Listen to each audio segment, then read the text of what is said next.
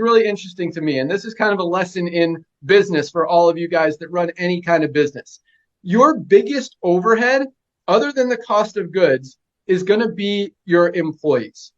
How many people do you have working for you, and how many people do you need working for you? And yes, more, you're going to be able to service your customers a little bit better, but at the same time, where is that money going to come from?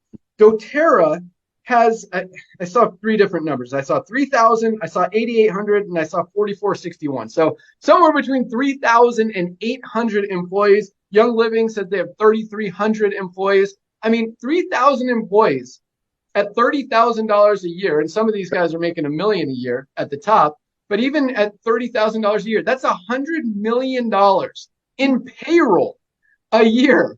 $100 million in payroll. Where do you think that money comes from? It comes from marking up the products, making the consumer, the end user, spend more money so that you can have that.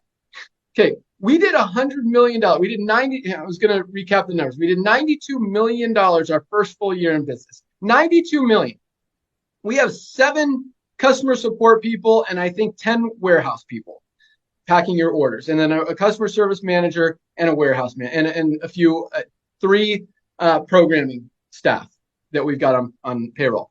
That's it, guys. I mean, less than 20 people on our payroll doing $92 million a year. That's how we're able to keep the overhead so low. That's how, and that translates into being able to provide the highest quality products out there for the lowest prices anywhere.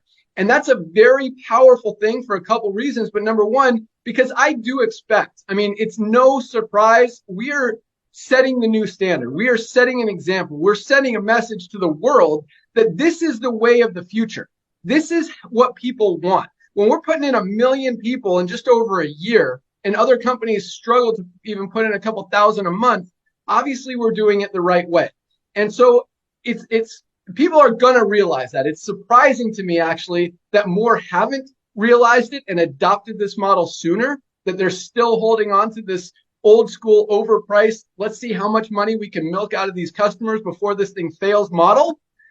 But more people are going to recognize this is the way of the future. More companies are going to come out with a membership model and try to replicate what we're doing. And they should, because it's the right way, because it works. The positive thing as far as what we're doing is we have a huge head start, number one.